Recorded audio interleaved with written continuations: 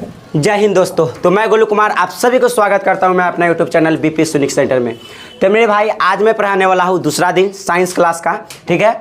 और इससे पहले वाला लेक्चर आपने नहीं देखा है तो ज़रूर देखें, क्योंकि इससे पहले वाला लेक्चर में हम शानदार तरीके से डिस्कशन किया है इसका लेक्चर नंबर 1 का, ठीक है। तो उसको आप ज़रूर देखें। और यदि 21 फरवरी का आपको एग्जाम है तो इससे बाहर क्वेश्चन नहीं आएगी, ये मेरा मैं ये गारंटी के साथ कह सकता हूँ, ठीक है। तो आप क्वेश्चंस को शानदार तरीके से देखें, इस लेसन को सारा का सारा क्वेश्चन जो है क्लियर हो जाएगा, ठीक है। तो वीडियो को स्टार्ट करते हैं बिना देरी के। तो यहाँ पर देखो पहला क्वेश्चन क्या है, पढ़ो जरा ध्यान से। यहाँ पर देखना, यहाँ पर पहला क्वेश्चन क्या है, पौधे में जनन अंग कहाँ पाए जाते हैं। तो आपको पता होना चाहिए पौधे में जनन अंग पुष्प यानी फूल में पाया जाता है। कहाँ पाया जाता है? पुष्प यानी फूल में पाया जाता है। ऑप्शन नंबर कौन हो जाएगा? बी हो जाएगा। ओके, अब आगे चलो और आगे क्वेश्चन क्या है उसके ऊपर ध्यान देना।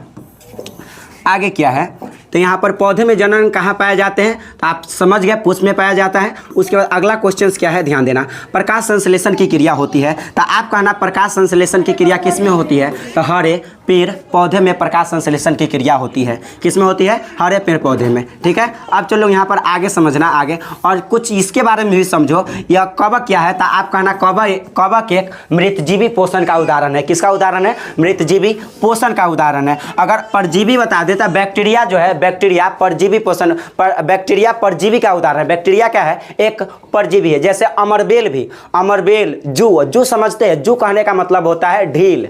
जू मतलब वो परजीवी इसलिए है, परजीवी इसलिए है क्योंकि दूसरे जीव पर रहता है। जैसे ढील जो है आदमी को मस्तिष्क यानी ऊपर बाल में होती है, मस्तिष्क के पकड़ को रखता है ढील, यानी ऊपर से होता है। इसलिए अमरवेल हो गया, जू हो गया, फीताकृमि, ये सब क्या होगा, तकाना, ये परजीवी का उदाहरण है। बैक्टीरिया भी, ठीक है। तो आप इतना को याद रख सकते हैं।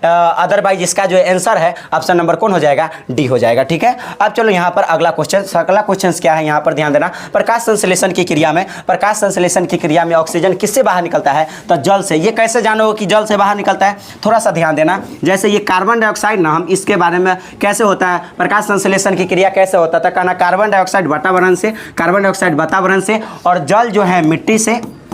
जल कहाँ से? मिट्टी से। किसकी उपस्थिति में, तो पहली बात क्लोरोफिल की उपस्थिति में। क्लोरोफिल कहाँ से लेते हैं, तो हरे पेड़ पौधे की पत्ती से लेते हैं। तो यहाँ पर क्लोरोफिल की उपस्थिति में, किसकी उपस्थिति में? क्लोरोफिल की उपस्थिति में, क्लोरोफिल। तो आप यहाँ पर क्लोरोफिल की उपस्थिति में। और क्या था, और कहना सूर्य की प्रकाश की उपस्थिति में, सूर्य की प्रकाश की उपस्थिति में। तो मेरे भाई सूर्य की प्रकाश की उपस्थिति में क्या लिया जाता है, तो यहाँ पर इतना सारे चीज़ रॉ मटेरियल चाहिए, मतलब कच्चे पदार्थ चाहिए, तब जाकर प्रकाश संश्लेषण की क्रिया होगा। और जो मेन प्रोडक्ट बनेगा, मुख्य उत्पाद बनेगा, वो ग्लूकोज बनेगा। क्या बनेगा? ग्लूकोज। और ग्लूकोज बोले तो कहना मेरे भाई C6H12O6, C6H12। और प्लस में क्या बनता है? प्लस में बनता है आपको जल यानी H2O, और प्लस में क्या बनता है? ऑक्सीजन। और प्लस में ये एनर्जी जो है रिलीज होता रहता है। एनर्जी क्या होता है? रिलीज होता रहता है, एनर्जी निकलता रहता है। तो मेरे भाई यहाँ पर कहा कि प्रकाश संश्लेषण की क्रिया में ऑक्सीजन किससे बाहर निकला, तो कहना जल के बाद क्या आया है, तो जल के बाद ऑक्सीजन आया है। तो जल से जो ऑक्सीजन बाहर निकला, इसलिए ऑप्शन नंबर कौन हो जाएगा? ए। ओके, यानी ए हो जाएगा जल से, ठीक है। अब यहाँ पर अगला क्वेश्चन क्या है, अगला क्वेश्चन ध्यान देना जरा। यहाँ पर जठर ग्रंथियाँ कहाँ पाई जाती है, तो आपको पता होना चाहिए जठर ग्रंथियाँ अमाशय में पाई जाती है। कहाँ पाई जाती है? अमाशय में पाई जाती है। जठर ग्रंथियाँ कहाँ पाई जाती है, तो अमाशय में पाई जाती है। अदरवाइज यहाँ पर यकृत के बारे में कुछ समझ लो। यकृत हमारे शरीर की सबसे बड़ी ग्रंथि होती है। हमारे शरीर की सबसे बड़ी ग्रंथि कौन होती है, तो कहना हमारे शरीर की सबसे बड़ी ग्रंथि का नाम क्या है, हमारे शरीर की सबसे बड़ी ग्रंथि क्या होती है, तो कहना यहाँ पर हमारे शरीर की सबसे बड़ी ग्रंथि के बारे में बात कर ले। यहाँ पर इसके बारे में क्या कहना, हमारे शरीर की सबसे बड़ी ग्रंथि है, हमारे शरीर की सबसे बड़ी ग्रंथि, सबसे बड़ी ग्रंथि होती है। सबसे बड़ी क्या होती है? ग्रंथि होती है। आप इतना को याद रख सकते हैं। तो हमारे शरीर की सबसे बड़ी ग्रंथि कौन होती है, तो यकृत होती है, ठीक है। अब यहाँ पर आगे समझना। यहाँ पर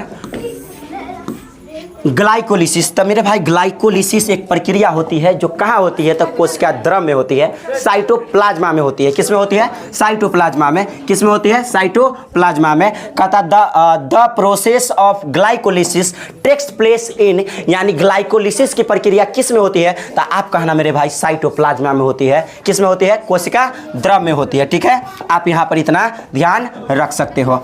ठीक है, और मेरे भाई यहाँ पर स्टोमेटा के बारे में समझो। स्टोमेटा क्या है? तब पत्ती में, पौधे की पत्ती में छोटे छोटे छेद होते हैं, छोटे छोटे छिद्र पाई जाती है, जिसे हम स्टोमेटा यानी रंध्र के नाम से जानते हैं। और माइटोकॉन्ड्रिया के बारे में जानो।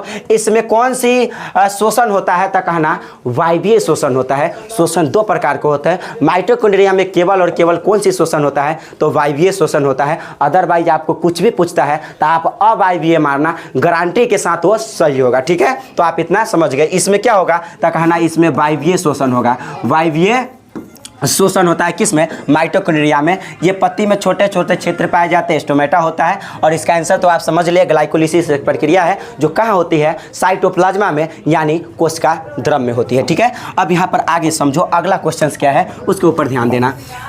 छठा क्वेश्चन है, इथाइल अल्कोहल किस प्रकार के शोषण से बनता है? अभी हमने बताया कि माइटोकॉन्ड्रिया पूछे तो वायवीय, अदरवाइज कुछ भी पूछता है तो आप अवायवीय मारना, तो क्या हो जाएगा आंसर? अवायवीय हो जाएगा। सिंपल सी बात है। ठीक है, अब यहाँ पर आगे समझो, और आगे क्या है क्वेश्चन वो ध्यान देना।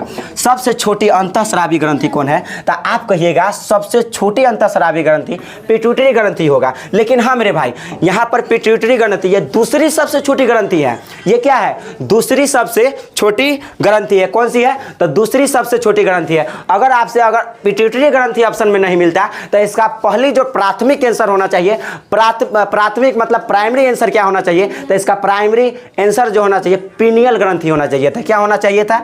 ये नहीं रहता तो क्या कहते हैं? पीनियल ग्रंथि। इसका राइट आंसर पीनियल ग्रंथि ही होना चाहिए था, पीनियल ग्रंथि। लेकिन पीनियल ग्रंथि न रहे ऑप्शन में तब पिट्यूटरी ग्रंथि ठोकना दिक्कत नहीं होगा। हाँ, और हाँ, इस पिट्यूटरी ग्रंथि को पीयूष ग्रंथि भी कहते हैं, और पिट्यूटरी ग्रंथि को हम मास्टर ग्रंथि के भी नाम से जानते हैं। तो आप इतना को याद रख सकते हैं। ठीक है, यहाँ पर इतना याद रख सकते हैं। आगे चलो, अगला क्वेश्चन क्या है उसके ऊपर ध्यान देना।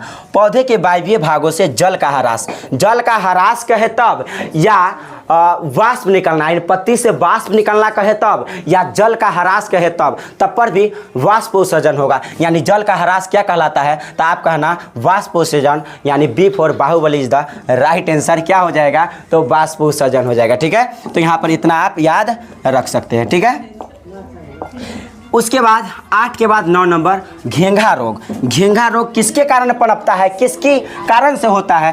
तो आयोडीन की जब कमी हो जाएगा ना, आपको घेंघा रोग हो सकता है। क्या आयोडीन की कमी से घेंघा रोग होता है? और देखो रक्त की कमी से, यानी रक्त की कमी से एनीमिया रोग होता है। कौन सी रोग होता है? एनीमिया रोग होता है। किसके कारण से? रक्त की कारण से। आप याद रख सकते हैं। और मोटापा, जैसे वसा बढ़ जाएगा ना, वसा अधिक हो जाएगा, वसा अधिक हो जाएगा तो मोटापा बढ़ जाएगा। वसा, ठीक है, वसा बढ़ने से मोटापा अधिक हो जाता है। ठीक है, आप इतना याद रख सकते हो। उसके बाद रक्त में हल्के पीले रंग, रक्त में हल्के पीले रंग के चिपचिपे द्रव, तो कहना रक्त में हल्के पीले रंग का जो चिपचिपे द्रव होता है वह प्लाज्मा होता है। कौन होता है? प्लाज्मा। यानी ऑप्शन कौन हो जाएगा?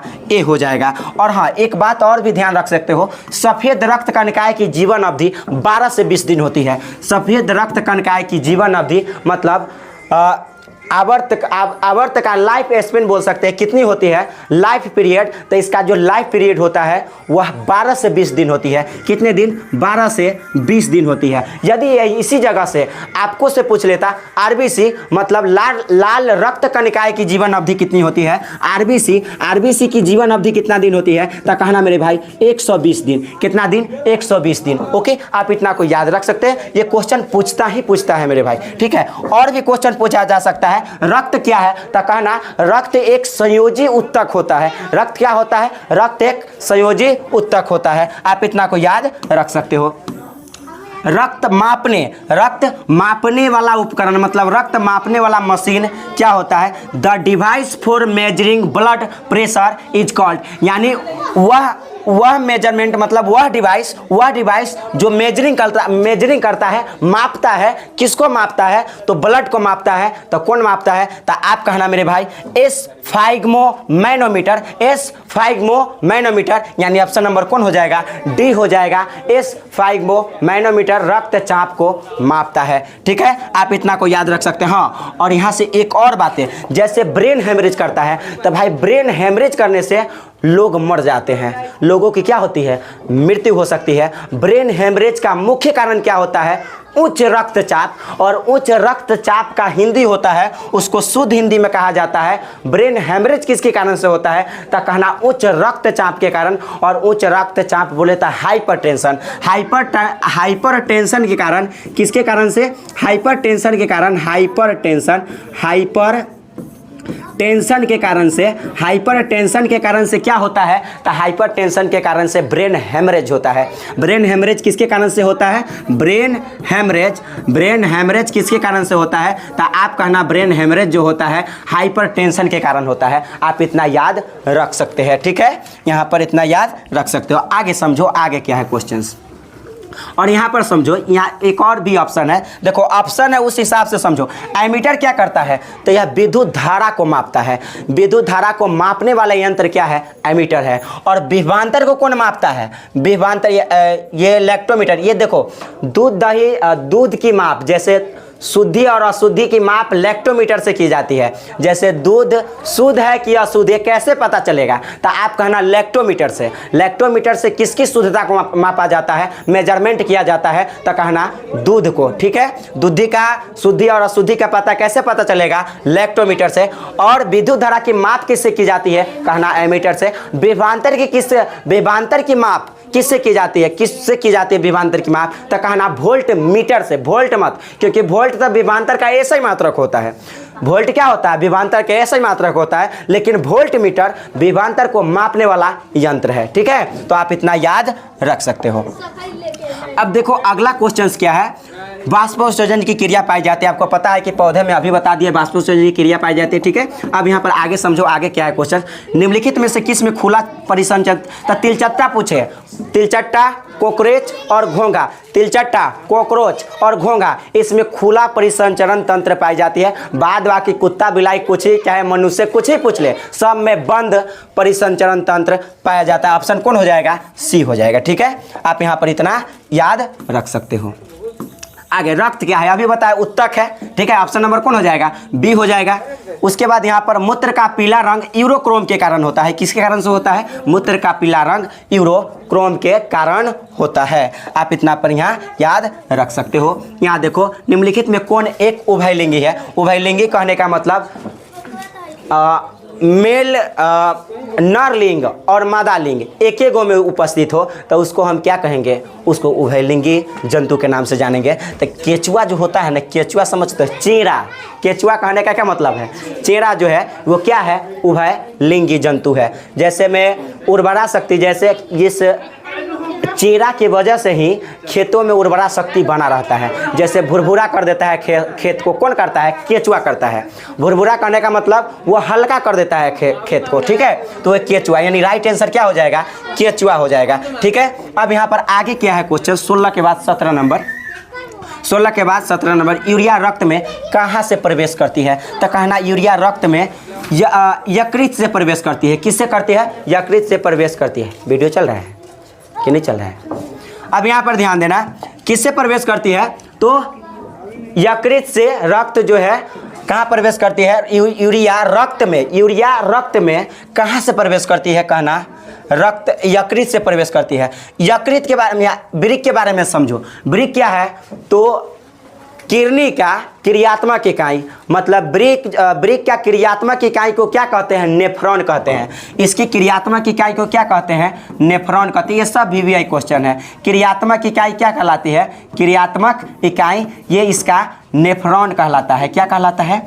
नेफ्रॉन कहलाता है। आप इतना याद रख सकते हो। और फेफड़ा, जैसे फेफड़ा की इकाई को हम एल्वियोली कहते हैं। फेफड़ा की इकाई को क्या कहते हैं? एल्वियोली कहते हैं। एल्वियोली कहते हैं। फेफड़ा की इकाई को क्या कहते हैं? तो एल्वियोली के नाम से जानते हैं। एल वियोली के नाम से जानते हैं। आप इतना को याद रख सकते हो, ठीक है। अब यहाँ पर आगे समझो 17 के बाद जैव आवर्धन प्रदर्शित करता है, तो जैव आवर्धन कौन प्रदर्शित करता है? डीडीटी। कौन करता है? डीडीटी। क्लोरोफ्लोरोकार्बन के बारे में समझो, सीएफसी कारण। जैसे ओजोन परत का क्षय किसके कारण से होता है? ओजोन परत का क्षय, ओजोन परत का क्षय सीएफसी के कारण होता है। ओजोन परत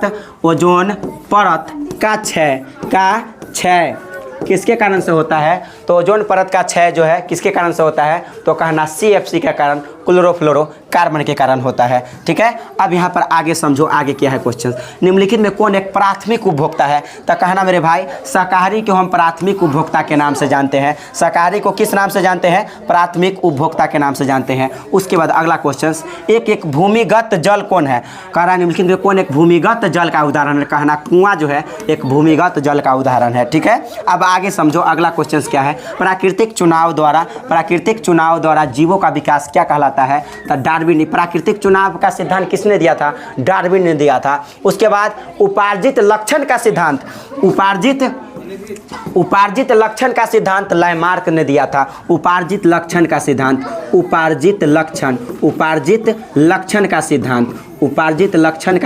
किसने दिया था? आप कहना उपार्जित लक्षण का सिद्धांत किसने दिया था? लैमार्क ने दिया था। और प्रकृति की बात करेगा तो ऑप्शन कौन हो जाएगा? सी हो जाएगा, ठीक है।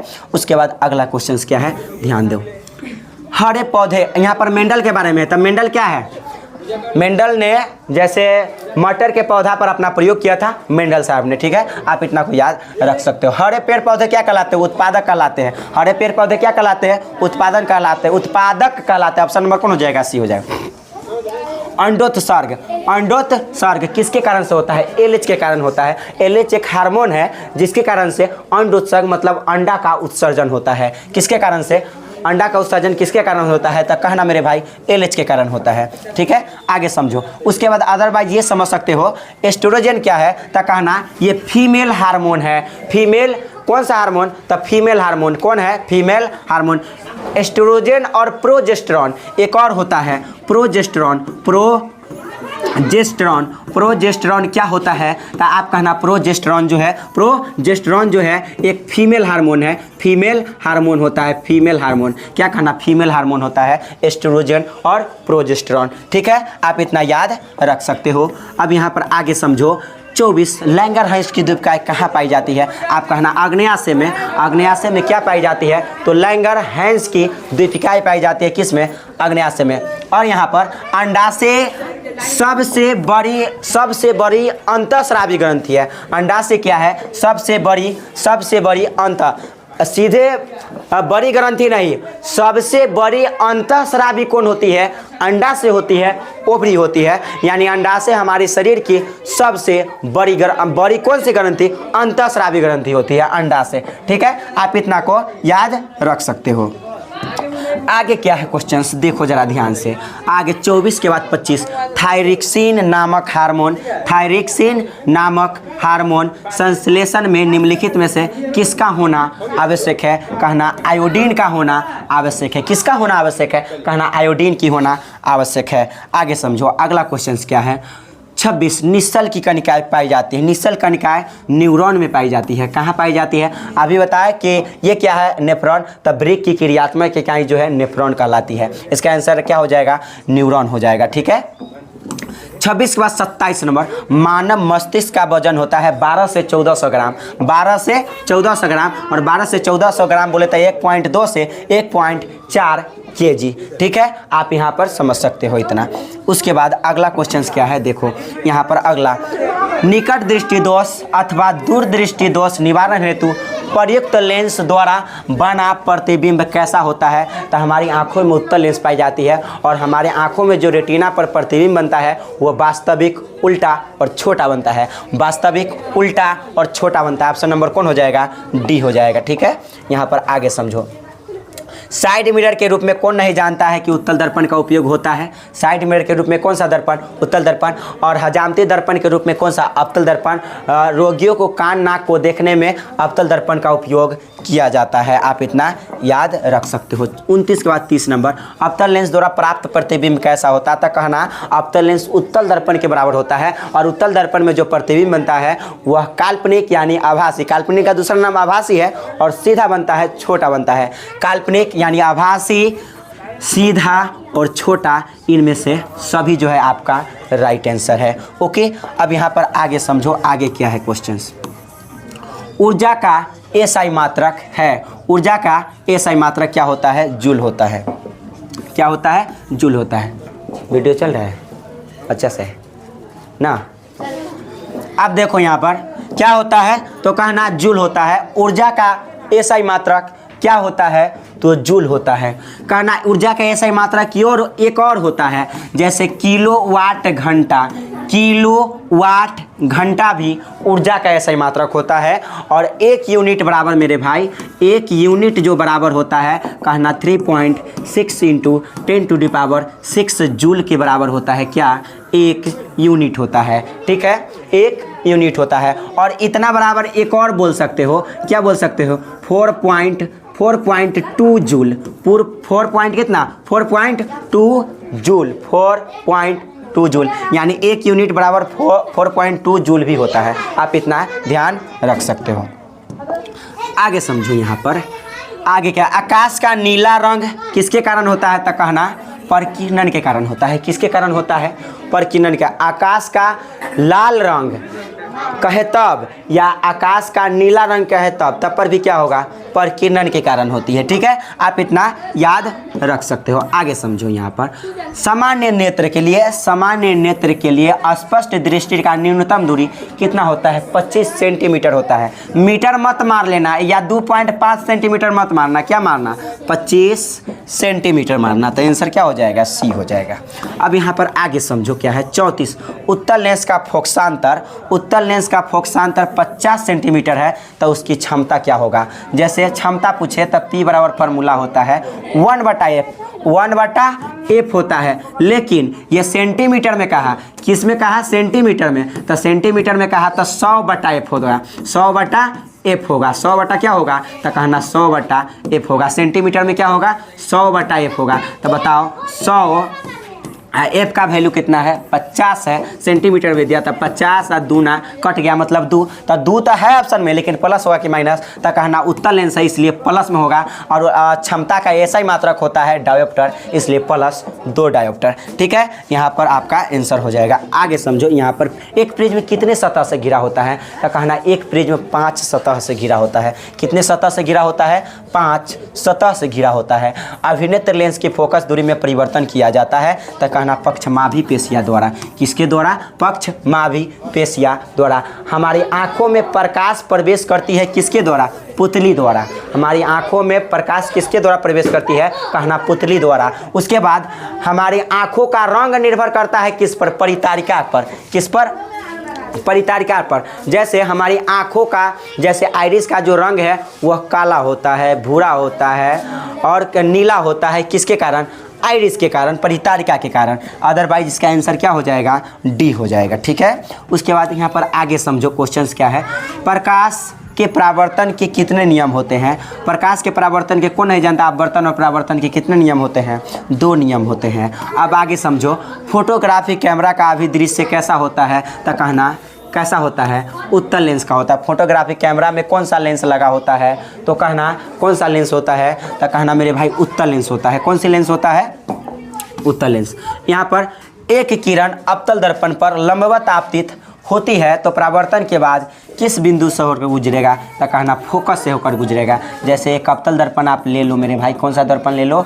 अवतल दर्पण। जैसे बाहर से कलर कर दिया अवतल दर्पण हो गया, और इससे यहाँ पर एक ये प्रिंसिपल एक्सिस है और यहाँ पर हम एक यहाँ पर फोकस बना दे तो ये टकराएगा ना, तो वापस किससे गुजरेगा? तो फोकस से गुजरेगा। तो ऑप्शन कौन हो जाएगा? ऑप्शन नंबर आपका ए हो जाएगा। ठीक है, उसके बाद आगे समझो आगे क्या है।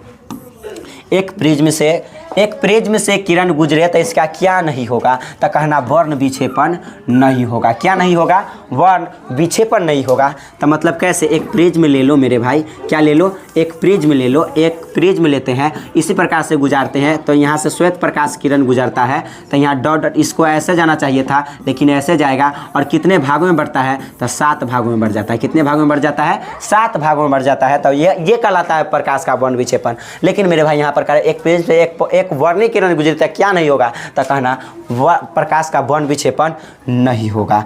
उसके बाद अगला क्वेश्चन क्या है यहाँ पर, विद्युत क्या कहता है, पवन विद्युत जनित्र में कुंडली का घुमाने का काम मूलतः कौन करती है, तो कहना उछावा नहीं, ये ऑप्शन नहीं होगा। यहाँ पर कौन मूलतः कौन करती है काम, पवन विद्युत जनित्र में कुंडली को घुमाने का मूलतः कौन काम करती है, तो कहना गतिमान हवा करती है। किस में, तो कहता है विद्युत जनित्र में कुंडली को घुमाने का। ये जो कुंडली होते हैं विद्युत मोटर में, तो कुंडली को कौन घुमाएगा, तो कहना गतिमान हवा घुमाता है। ठीक है, उसके बाद आगे समझो 42, कांच की अवतल लेंस की वायु में से, अवतल लेंस के कुछ पूछेगा ना तो ऋणात्मक मारना। क्या मारना, ऋणात्मक। अवतल लेंस कहे या अवतल दर्पण कहे, क्या होगा, ऋणात्मक होगा। ठीक है, आप इतना समझ सकते हो। 42 के बाद 43 नंबर, कौन विद्युत का सुचालक है, तो कहना विद्युत का सुचालक ग्रेफाइट है। और हाँ, ये एज अति अपरूप भी है, कार्बन का अपरूप। तो कार्बन का अपरूप है, कौन कौन होता है कार्बन का अपरूप, कहना क्या होता है, कार्बन का अपरूप 3 गो, कौन कौन, तो कहना एगो ग्रेफाइट हो गया। कार्बन के अपरूप कौन कौन होता है, तो अगर हम बात करें कार्बन के अपरूप की बात करें, किसके अपरूप, कार्बन के अपरूप, तो कहना हीरा, ग्रेफाइट और क्या, फ्लोरीन, ये क्या होता है, कार्बन का अपरूप होता है। आप इतना याद रख सकते हो। ठीक है, उसके बाद आगे समझो 43 नंबर क्वेश्चंस, वक्रता त्रिज्या 1 मीटर वाले अवतल दर्पण की फोकस दूरी, तो अवतल दर्पण में फोकस दूरी माइनस होना चाहिए, माइनस कोई भी ऑप्शन में नहीं है, तो सब के सब ऑप्शन गलत है। इसका मतलब ऑप्शन नंबर कौन हो जाएगा, इनमें से कोई नहीं। ठीक है, अब आगे समझो, आगे क्या है यहाँ पर, सघन माध्यम से विरल माध्यम में, जब तुम सघन से किस में जाओगे, सघन से यदि तुम जाते हो विरल में, सघन से विरल में, तो अभिलंब से दूर जाओगे, अभिलंब से क्या जाओगे, दूर जाओगे। इस कंडीशन में इसका आंसर क्या हो जाएगा, तो ऑप्शन नंबर ए हो जाएगा। सघन से विरल में जा रहा है तो अभिलंब से दूर, लेकिन इसका उल्टा कह दे, इसका उल्टा कह दे, विरल से सघन कह दे, तो आप कहना अभिलंब की ओर, यानी अभिलंब की नज़दीक। तो यानी इसके लिए ये परफेक्ट है, इसके लिए कौन परफेक्ट है, तो इसके लिए ये परफेक्ट है। अभिलंब की नज़दीक कब आएगा, जब विरल से सघन में जाएगा, लेकिन सघन से विरल में जाएगा तो कहना अभिलंब से दूर। आप इतना समझ सकते हो। अब देखो यहाँ पर आगे क्या है, विद्युत धारा उत्पन्न करने की युक्ति को क्या कहते हैं, तो विद्युत धारा की उत्पन्न करने की युक्ति को जनरेटर कहते हैं, जनित्र कहते हैं। और जनरेटर जो है फ्लेमिंग के दाएं हाथ पर आधारित है, क्योंकि आप जनरेटर किससे चालू करते हो, स्टार्ट करते हो, तो कहना हम दाएं हाथ से स्टार्ट करते हैं, इसलिए फ्लेमिंग के दाएं हाथ पर जनित्र यानी डायनमो आधारित होता है। जनित्र का दूसरा नाम डायनमो भी होता है मेरे भाई। ठीक है, और डायनमो क्या करता है, जनित्र या डायनमो क्या करता है, तो यह जो है यांत्रिक ऊर्जा को विद्युत ऊर्जा में बदलता है। यांत्रिक ऊर्जा को विद्युत ऊर्जा में कौन बदलता है, तो डायनमो यानी जनित्र बदलता है। ठीक है, आप इतना को समझ सकते हो। ठीक है, ऊर्जा का पारंपरिक स्रोत क्या है, ऊर्जा के पारंपरिक स्रोत कहने का मतलब अनवीकरणीय ऊर्जा स्रोत। कौन सी, अनवीकरणीय ऊर्जा स्रोत। अनवीकरणीय स्रोत कहने का मतलब जो समाप्त हो जाए तो वापस न आवे। तो कहेंगे एगो कोयला होता है, एगो पेट्रोलियम होता है, कोयला पेट्रोलियम और प्राकृतिक गैस। कौन सी गैस, प्राकृतिक गैस। तो ये 3 गो में से ऑप्शन कौन है, एक के गो है, ऑप्शन नंबर कौन हो जाएगा, सी आपका राइट आंसर है। इसमें कोई डाउट की बात नहीं है, क्योंकि यहाँ पर ऊर्जा का पारंपरिक स्रोत किसके बराबर होता है, अनवीकरणीय स्रोत के बराबर होता है। और अनवीकरणीय स्रोत 3 गो याद रखना, कोयला, पेट्रोलियम गैस, प्राकृतिक गैस। तो इसका राइट आंसर क्या हो जाएगा, कोयला हो जाएगा। ठीक है, अब आगे समझो आगे क्या है। 47 के बाद 48 नंबर, कांच की एक समांतर पट्टिका, कांच की एक समांतर पट्टिका पर श्वेत किरण तिरछी आपतित होती है तो कौन जो है प्रथम अपवर्तन के बाद, मतलब कह रहा क्वेश्चन में कांच क्या है यहाँ पर ध्यान से पढ़ना। कांच बोले तो आप ग्लास समझ सकते हैं। कांच की एक समांतर पट्टिका पर श्वेत प्रकाश की किरण तिरछी आपतित होती है तो निम्नांकित में से कौन प्रथम अपवर्तन के साथ घटित होता है, तब विचलन घटित होता है। कौन जो है घटित होता है, विचलन घटित होता है। आप इतना याद रखें। हमारे घरों में जो विद्युत आपूर्ति की जाती है वो कितने वोल्ट की होती है, तो हमारे घरों में अल्टरनेटिंग करंट होती है, प्रत्यावर्ती धारा होती है, और कितना वोल्ट का, तो कहना 220 वोल्ट का। कितना वोल्ट का, 220 वोल्ट का। ओके, अब यहाँ पर आगे चलो 49 के बाद 50 नंबर, जस्ता की परमाणु संख्या क्या होने वाली है, तो आप कहना जस्ता की जो परमाणु संख्या, जस्ता की परमाणु संख्या कितना होता है, 30 होता है। ये किसका होता है, ये निकेल का होता है। ये किसका होता है, कॉपर का होता है। ये किसका होता है, क्रोमियम का होता है। इसका क्या हो जाएगा, इसका हो जाएगा डी। समझ रहे हो, इसका क्या हो जाएगा, तो इसका जो है क्या हो जाएगा, तो कहना डी हो जाएगा। ओके, सेकंड चलता है कि ना उसमें, 30 मिनट हो गया नहीं, वही होगा आंसर। कोई भी शर्त पे हम बताएं ना कि अनवीकरणीय ऊर्जा स्रोत जो है वो अनवीकरणीय पारंपरिक होता है। तो अनवीकरणीय तीन गो होता है, जैसे कोयला हो गया, पेट्रोलियम गैस हो गया, प्राकृतिक गैस। तो ये तीन गो में ऑप्शन एगो रहना चाहिए ना, एगो ऑप्शन कौन है, कोयला है। राइट आंसर वही होगा, कन्फ्यूजन नहीं रहना।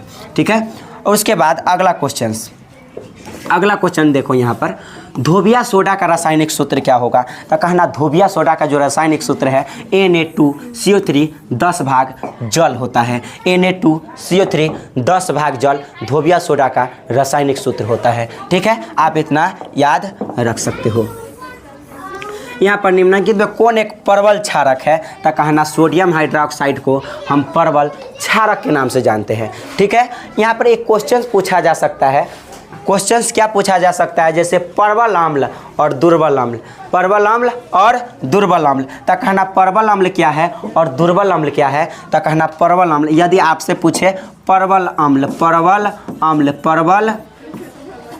अम्ल तो कौन कौन होता है परवल अम्ल, तो आपको पता होना चाहिए परवल अम्ल होता है जैसे सल्फ्यूरिक अम्ल, उसके बाद हाइड्रोक्लोरिक अम्ल। ठीक है, उसके बाद नाइट्रिक अम्ल HNO3। हंसना याद रखना, काम खत्म हो जाएगा, हंसना। हाइड्रोक्लोरिक अम्ल बोले तो HCl, सल्फ्यूरिक अम्ल बोले तो H2SO4, ना नाइट्रिक अम्ल, और नाइट्रिक अम्ल बोले तो कौन सा, HNO3। ठीक है, आप इतना याद रख सकते हो। आगे समझो, हेमेटाइट निम्नांकित में से किस धातु का अयस्क है, तो हेमेटाइट निम्नांकित में से किसका अयस्क है, तो कहना लोहा का। हेमेटाइट कहे या मैग्नेटाइट कहना किसका होता है, लोहा का। ठीक है, आप इतना को समझ सकते हो। उसके बाद 54 नंबर क्वेश्चन देखो, सल्फाइड अयस्क का सांद्रण किसके द्वारा किया जाता है, किस विधि से किया जाता है, कहना फेन उत्प्लवन विधि से।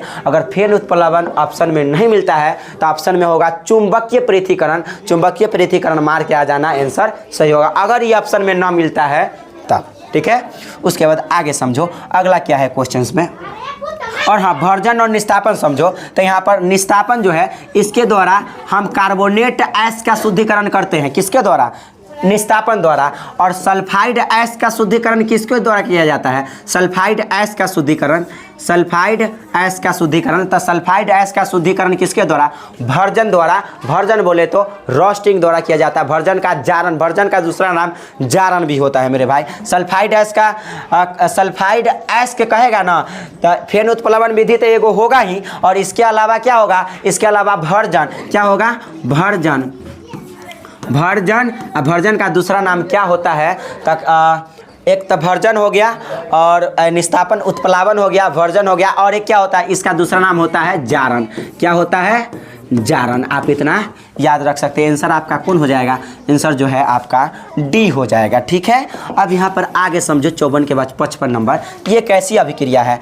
ये कैसी? देखो ऑक्सीजन ये बनाया तो ये कब बना? जेडेनो। तो कहना ऑक्सीजन जाकर इसमें जुड़ा है तब ना जेडेनो बना है। ऑक्सीजन का जुड़ना उपचयन कहलाता है। यानी आंसर क्या हो जाएगा? ए हो जाएगा। आगे बढ़ो। ग्लूकोज का आणविक सूत्र क्या होता है? तो कौन नहीं जानता है कि ग्लूकोज का आणविक सूत्र C6H12O6 होता है। यदि आपसे चीनी का पूछ लेता ना, किसका पूछ लेता? चीनी का, तो क्या कहते हैं? C12H22O11। ठीक है, ये क्या हो जाएगा? चीनी का रासायनिक सूत्र होता है।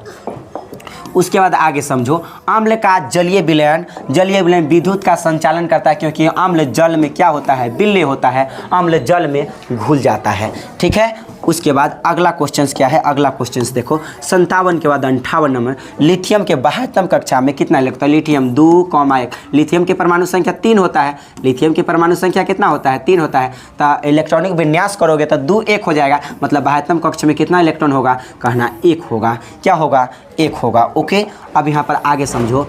आवर्त सारणी के शून्य समूह बोले तो अक्रिय गैस, इनर्ट गैस कौन है? तो कहना हीलियम है। क्या है? हीलियम है। इसका ट्रिक होता है हीना, नीना, करीना, जीरो बोले तो XE, जीरो बोले तो क्या होगा? जीरो बोले तो XE, जीरो बोले तो क्या होगा? X। Heena, Neena, Kareena, zero run out. तो देखो हीलियम है, नियॉन है, क्रिप्टन है, ये सब क्या होता है? शून्य समूह के तत्व कहलाते हैं, क्योंकि इसकी संयोजकता क्या होता है? शून्य होता है। ओके, इसको हम अक्रिय गैस या निष्क्रिय गैस के भी नाम से जानते हैं। ठीक है, यहाँ पर आगे समझो। किसका कौन जो है सर्वाधिक विद्युत ऋणात्मक तत्व है? तो सर्वाधिक विद्युत ऋणात्मक तत्व कौन होता है? फ्लोरीन होता है। फिर कल बाहर आई आंटी, फिर कल बाहर आई आंटी। क्या है? आंटी। तो यहाँ पर AT लिख सकते हो। फ्लोरीन हो गया। ठीक है, क्लोरीन हो गया, ब्रोमीन हो गया, आयोडीन हो गया। ये सब क्या है? विद्युत ऋणात्मक। लेकिन सबसे अधिक कौन होगा? तो इस सब में भी सबसे अधिक फ्लोरीन होगा। ठीक है, आप इतना याद रख सकते हो। जल के वैद्युत अपघटन में कैथोड पर कौन सी गैस मुक्त होता है? तो धातु कैथोड पर, अधातु एनोड पर। तो धातु में कौन है? तो कहना हाइड्रोजन है। ऑप्शन नंबर कौन हो जाएगा? ए हो जाएगा। धातु कैथोड पर, अधातु एनोड पर। ठीक है, आप इतना को याद रख सकते हो। आगे समझो। 62 हमारा शरीर का pH मान कितना होता है? तो कहना हमारा शरीर का जो pH मान होता है 7.0 से 7.8 के बीच होता है। pH मान से आया तो आप रक्त का pH मान याद रख सकते हो। रक्त का pH मान कितना होता है? तो कहना मेरे भाई रक्त का जो pH मान होता है 7.4 होता है। 7.4 होता है। रक्त का pH मान कितना होता है? 7.4 होता है। ठीक है, और यहाँ पर जठर रस बोल दे। क्या बोल दे? जठर रस बोल दे। जठर रस बोल दे तो जठर रस का pH मान होता है 1.2 होता है। ठीक है, 1.2 होता है। उदासीन जल का pH मान 7 होता है, या शुद्ध जल का pH मान 7 होता है। आप इतना याद रख सकते हो। यहाँ पर उसके बाद 62 के बाद 63 नंबर क्वेश्चन समझो। 62 के बाद 63 नंबर। कौन यौगिक अम्ल है? तो अम्ल कौन है? सिंपल सी बात है, सल्फ्यूरिक अम्ल यही अम्ल है। आपको पता होना चाहिए कि ये सोडियम धातु है, ये भी कॉपर धातु है, ये कैल्शियम धातु है। तो कहता है देखो जितने भी धातु के ऑक्साइड है सब क्षारीय कहलाते हैं। धातु के ऑक्साइड क्षारीय होते हैं, इसलिए सब के सब ये भी क्षारीय, ये भी क्षारीय। लेकिन कह रहा कौन अम्ल है? तो अम्ल के गो जो बच गया सेंसन, यानी सल्फ्यूरिक अम्ल। ठीक है, उसके बाद आगे समझो क्या क्वेश्चन है। 63 या 64 नंबर। कौन संश्लेषित सूचक है? संश्लेषित कहने का मतलब अपना से बनाया गया, जिसको लेबोरेटरी में बनाया जाता है। लेबोरेटरी में बनाया जाता है मतलब कृत्रिम विधि से बनाया जाता है। कौन सी विधि से? आर्टिफिशियली, यानी कृत्रिम विधि से बनाया जाता है। यहाँ पर देखो, which of the following is synthetic indicator. तो आप कहना मिथिल ऑरेंज। और एक और होता है, एक और क्या होता है? फिनॉल फथेलिन होता है। फिनॉल फथेलिन होता है। फथेलिन होता है। क्या होता है, फिनॉल फथिलीन। ये दो को याद रखना, बाद बाकी ये सब क्या है, ये सब आपका प्राकृतिक सूचक है। कौन सी सूचक है, तो प्राकृतिक सूचक है, आप इतना को याद रख सकते हैं। 65 नंबर, 65 देखो यहाँ पर, कार्बन डाइऑक्साइड जल से अभिक्रिया करके क्या बनाता है, तो आप कहना मेरे भाई, कार्बन डाइऑक्साइड जल से अभिक्रिया करेगा, CO2 किससे अभिक्रिया करेगा, जल से। जल कहने का मतलब है H2O, इससे अभिक्रिया करेगा तो क्या बनाता है, तो कहना मेरे भाई कार्बोनिक अम्ल बनाता है H2CO3, यानी कौन सी अम्ल बनाता है, तो कार्बोनिक अम्ल बनाता है, यानी आंसर कौन हो जाएगा, सी हो जाएगा, कार्बोनिक अम्ल बनाता है। ठीक है, उसके बाद copper, copper pyrites, copper pyrites का रासायनिक संगठन क्या होता है, मतलब रासायनिक सूत्र क्या होता है, तो आप कहना मेरे भाई CuFeS2, CuFeS2 क्या होता है, कॉपर पायराइट्स का रासायनिक संगठन होता है। ठीक है, आप इतना को याद रख सकते हैं। 67 नंबर देखो मेरे भाई, क्वेश्चंस क्या है 67, प्रकृति में मुक्त अवस्था में पाई जाने वाली धातु कौन है, तो मेरे भाई प्रकृति में मुक्त अवस्था में पाई जाने वाली धातु कौन होती है, तो कहना एक सोना होता है, एक चांदी होता है, एक क्या होता है, तो प्लेटिनम होता है। सोना चांदी प्लेटिनम, सोना चांदी प्लेटिनम, सोना चांदी प्लेटिनम, आप इतना याद रख सकते हो। ठीक है, कितना याद रख सकते हो आप इतना याद। 67 के बाद 68 नंबर देखो, 68 नंबर क्वेश्चंस क्या है, निम्नांकित में कौन धातु सबसे अधिक अभिक्रियाशील है, तो मेरे भाई आपको पता होना चाहिए कि ट्रिक होता है, केदारनाथ का मांग आइल जान फेंको प्यार है कौन, HG आगे आओ, आगे आओ, तो ये ऐसे होता है। ठीक है, केदारनाथ का मांग आइल जान फेंको प्यार है कौन, HG आगे आओ, तो कहना सबसे अधिक अभिक्रियाशील तो पोटेशियम होता है, उसके बाद सबसे कम कौन होता है, सोना होता है। लेकिन मेरे भाई इस ऑप्शन में कौन है, तो पढ़ो, ये ट्रिक क्या है, केदारनाथ नहीं है, सोडियम का, कैल्शियम भी नहीं है ऑप्शन में नहीं है, मांग यानी मैग्नीशियम भी नहीं है, उसके बाद एल्यूमिनियम भी नहीं है, उसके बाद जिंक भी नहीं, कि जिंक है तो है, ऑप्शन नंबर ए जो है आपका राइट आंसर है। ठीक है, आप समझ गए। अब चलो यहाँ पर आगे, और आगे क्या होगा ध्यान देना। 68 के बाद 69, अधातु, अधातु के बाह्यतम सेल में कितना इलेक्ट्रॉन होता है, तो कहना 4 से अधिक, 4 से अधिक कितना, 4 5 6 7, ये आपका राइट आंसर है। अधातु कहे तो ये वाला होगा, यदि धातु कहता, यदि धातु कहता, धातु क्या कहता, धातु, तो धातु कहता तो कहते 1 होगा, 2 होगा, 3 होगा, ये किस में होता है, धातु में। लेकिन अधातु कहेगा तो 4 5 6 और 7 होता है। ठीक है, आप इतना को याद रख सकते हो। 69 के बाद 70 नंबर, पित्तल, पित्तल निम्नलिखित में से किसका मिश्र धातु है, तो आपको पता होना चाहिए पित्तल किसका जो है मिश्र धातु होता है, तो पित्तल कॉपर और जिंक को मिलाने से किसका निर्माण होता है, कॉपर और जिंक को मिलाने से पित्तल का निर्माण होता है। कॉपर और जिंक को मिलाने से किसका निर्माण होता है, पित्तल का निर्माण होता है। और हाँ, यहाँ पर और भी ऑप्शन है, जैसे कॉपर है और टीन, कॉपर और टीन को मिला देते हैं ना तो कांसा बनता है, क्या बनता है,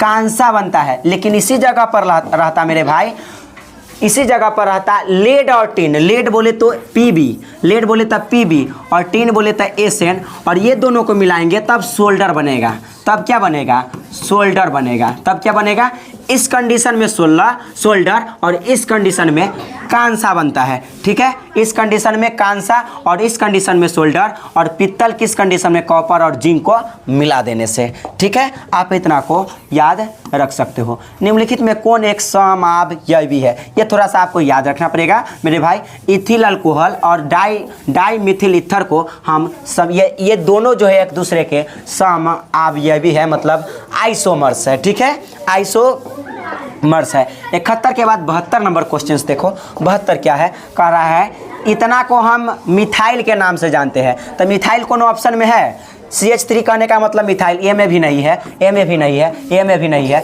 तब मिथाइल कहने का मतलब मेथिल। ऑप्शन नंबर 1 को दिखाई दे रहा है, ये ठोक दो, आगे चेक करने की जरूरत ही नहीं है। कौन हो जाएगा, डाएथिल मेथिल डीथल। ऐसे भी यहाँ पर देखो, इसका नाम है इथिल, आगे पीछे करके दिया है, इसका नाम है मिथिल, यहाँ इसका नाम है इथर, यानी ऑप्शन कौन हो जाएगा, ऑप्शन नंबर जो है आपका डी हो जाएगा। 72 के बाद 73, लोहे की अभिक्रिया, लोहे की अभिक्रिया भाप से कराने पर, लोहे की अभिक्रिया भाप से कराने पर, जैसे Fe है, जब इसको भाप यानी इससे कराओगे ना, तो इससे कराओगे, भाप से कराओगे, तब बनने वाला है आपका Fe3O4। ये डाउट में नहीं फंसे मेरे भाई, ये नहीं होगा, नहीं ये होगा, नहीं ये होगा। ऑप्शन नंबर कौन होगा? जब भी भाप के नाम ले ले, किसका नाम ले ले? भाप का नाम ले ले, गारंटी के साथ ऑप्शन नंबर कौन होगा? ये होगा Fe3O4 होगा, डाउट में न रहे, ठीक है। क्या होगा? Fe3O4 होगा, ठीक है। उसके बाद अगला क्वेश्चन क्या है?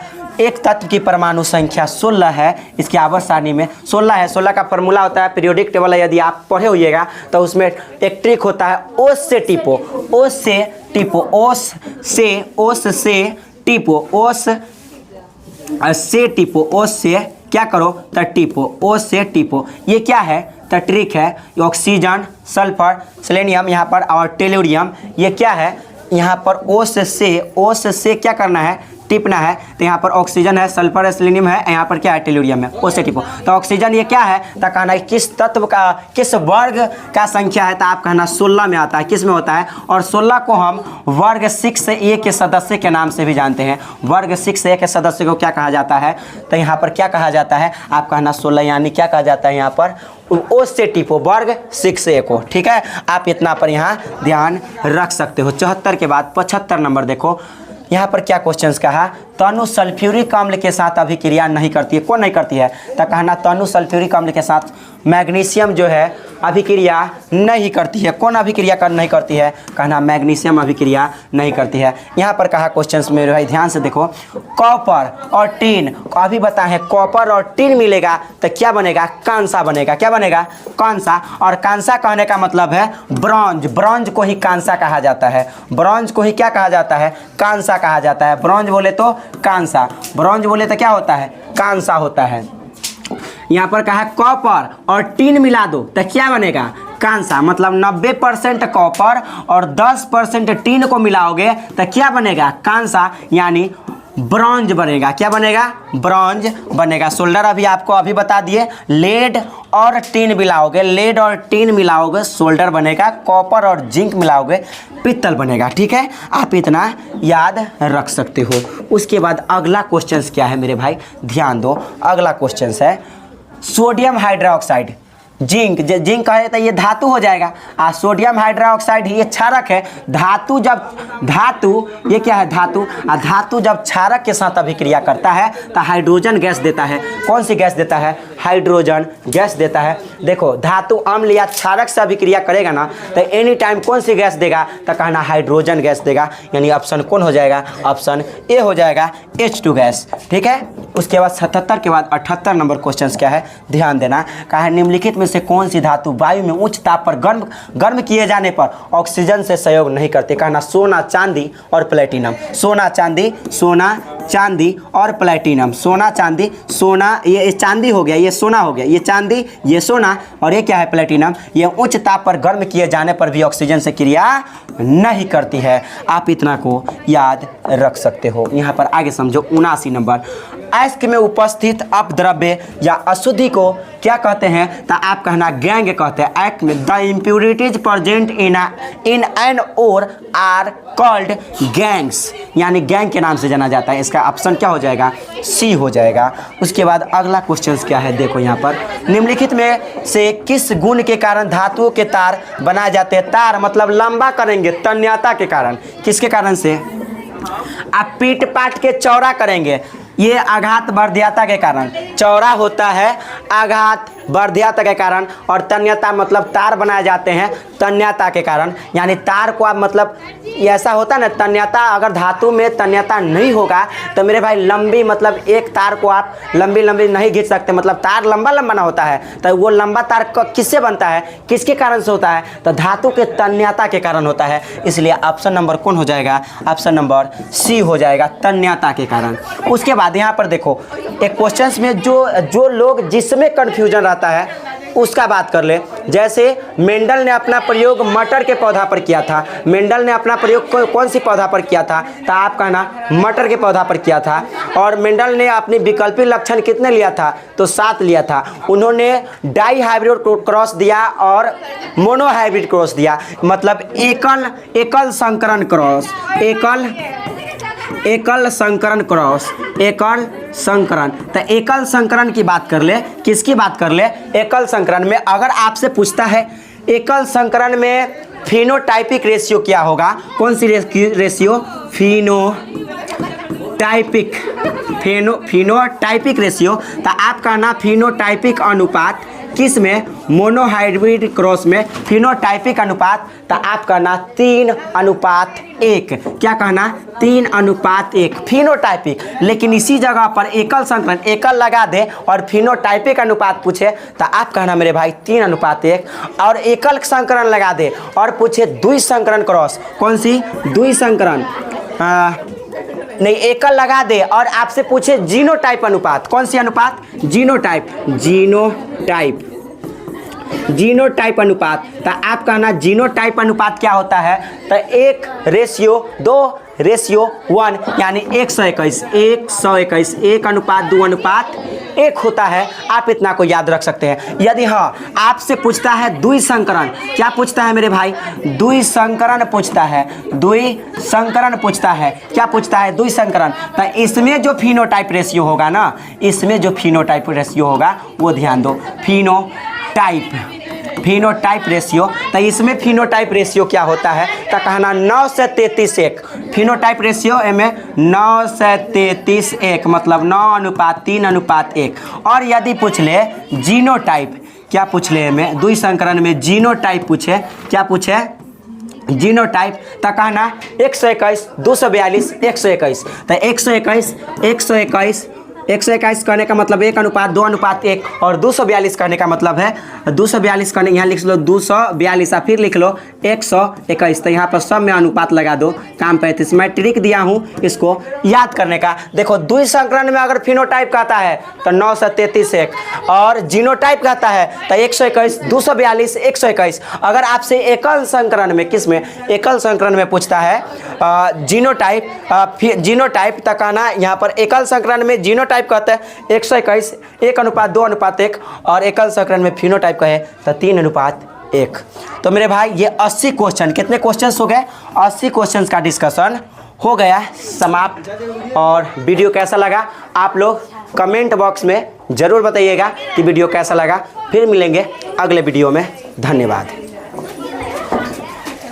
होता कि ना।